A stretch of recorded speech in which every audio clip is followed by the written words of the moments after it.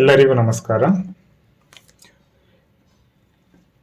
ಇಂದು ನಾವು ಸ್ಪೀಕ್ ಸೆಲ್ಸ್ಗಳ ಬಗ್ಗೆ ತಿಳಿದುಕೊಳ್ಳೋಣ. ಸ್ಪೀಕ್ ಸೆಲ್ಸ್ಗಳೆಂದರೇನು? ಅದು ಏನು ಮಾಡುತ್ತದೆ? ನಾವು ಯಾವುದಾದರೂ ಟೆಕ್ಸ್ಟ್ ಅಥವಾ ಡೇಟಾವನ್ನು ಎಂಟ್ರಿ ಮಾಡಿರ್ತೀವೋ ಎಕ್ಸೆಲ್ ಶೀಟ್ನಲ್ಲಿ, ಅದನ್ನು ನಮಗೆ ಓದಿ ಹೇಳುತ್ತದೆ ಸ್ಪೀಕ್ ಸೆಲ್ಸ್. ಇದು ನಾವು ಯಾವುದಾದರೂ ಡೇಟಾವನ್ನು ನಮ್ಮ ಹಾರ್ಡ್ ಕಾಪಿಯೊಂದಿಗೆ ವೆರಿಫೈ ಮಾಡೋದಕ್ಕೆ ತುಂಬ ಯೂಸ್ ಆಗುತ್ತದೆ. ಸೊ ಈ ಸ್ಪೀಕ್ ಸೆಲ್ಸ್ಗಳನ್ನು ಯೂಸ್ ಮಾಡೋದು ಹೇಗೆ? ಇದು ಆಕ್ಚುಲಿ ಬ್ಯಾಕ್ ಎಂಡ್ ಅಲ್ಲಿ ಇರುತ್ತೆ. ಇದನ್ನ ನಾವು ಕ್ವಿಕ್ ಆಕ್ಸೆಸ್ ಟೂಲ್ ಬಾರಿಗೆ ತಗೊಂಡ್ಬರ್ಬೇಕು.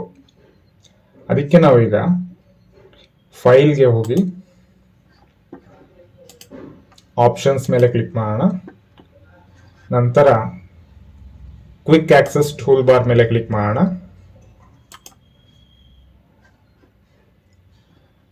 ಅದರಲ್ಲಿ ಪಾಪ್ಯುಲರ್ ಕಮೆಂಟ್ಸ್ ಅಂತ ಸೆಲೆಕ್ಟ್ ಆಗಿದೆ. ಅದನ್ನ ಬಿಟ್ಟು ನಾವೀಗ ಆಲ್ ಕಮೆಂಟ್ಸ್ ಮೇಲೆ ಕ್ಲಿಕ್ ಮಾಡೋಣ.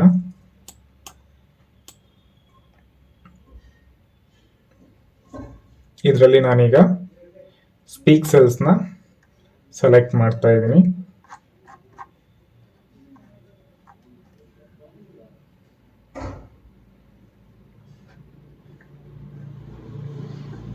ಸ್ಪೀಕ್ ಸೆಲ್ಸ್ನ ಸೆಲೆಕ್ಟ್ ಮಾಡಿ ಆ್ಯಡ್ ಅಂತ ಕೊಡಬೇಕು.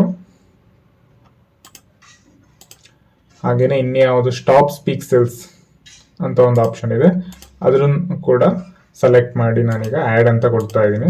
ಆ್ಯಡ್ ಅಂತ ಕೊಟ್ಟ ಮೇಲೆ ಓಕೆ ಅನ್ನು ಪ್ರೆಸ್ ಮಾಡಿದ್ದೀನಿ.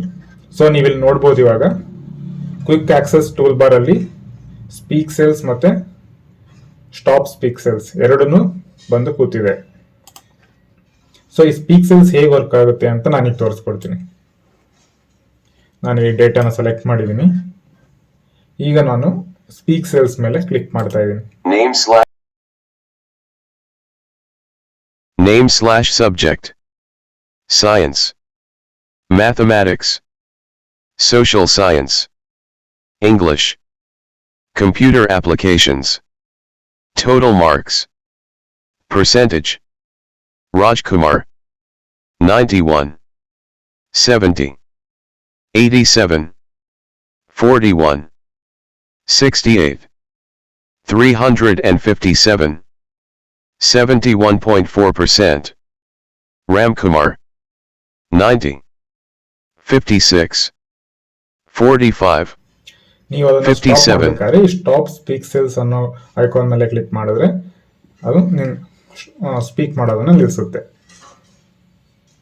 ಸೊ ಈ ವಿಡಿಯೋ ತುಂಬಾ ಯೂಸ್ಫುಲ್ ಅಂತ ಅನ್ಸಿರ್ಬೋದು ನಿಮಗೆ. ಸೊ ಈ ಕ್ವಿಕ್ ಆಕ್ಸೆಸ್ ಟೂಲ್ ಬಾರ್ ಇಂದ ಈ ಐಕಾನ್ ರಿಮೂವ್ ಮಾಡ್ಬೇಕಂದ್ರೆ ಮತ್ತೊಮ್ಮೆ ಫೈಲ್ ಮೆನುಗೆ ಹೋಗಿ ಆಪ್ಷನ್ಸ್ಗೆ ಹೋಗಿ ಕ್ವಿಕ್ ಆಕ್ಸೆಸ್ ಟೂಲ್ ಬಾರ್ಗೆ ಹೋಗಿ ಈ ಕಸ್ಟಮೈಸ್ಡ್ ಆಕ್ಸೆಸ್ ಟೂಲ್ ಬಾರ್ಗಳಲ್ಲಿ ಸ್ಪೀಕ್ ಸೆಲ್ಸ್ ಮೇಲೆ ಕ್ಲಿಕ್ ಮಾಡಿ ರಿಮೂವ್ ಪ್ರೆಸ್ ಮಾಡಿ, ಮತ್ತೊಮ್ಮೆ ಸ್ಟಾಪ್ ಸ್ಪೀಕ್ ಸೆಲ್ಸ್ ಮೇಲೆ ಕ್ಲಿಕ್ ಮಾಡಿ ರಿಮೂವ್ ಪ್ರೆಸ್ ಮಾಡಿ ಓಕೆ ಅನ್ನು ಕ್ಲಿಕ್ ಮಾಡಿದ್ರೆ ಇವಾಗ ಈ ಎರಡು ಐಕಾನ್ಗಳು ಕ್ವಿಕ್ ಆಕ್ಸೆಸ್ ಟೂಲ್ ಬಾರ್ ಇಂದ ರಿಮೂವ್ ಆಗಿದೆ. ಇವತ್ತಿನ ಸೆಷನ್ನ ಜಾಯಿನ್ ಆಗಿದ್ದಕ್ಕೆ ಧನ್ಯವಾದಗಳು. ನಿಮಗೇನಾದರೂ ಡೌಟ್ಗಳಿದ್ದರೆ ಕಮೆಂಟ್ ಬಾಕ್ಸ್ನಲ್ಲಿ ತಿಳಿಸಿ.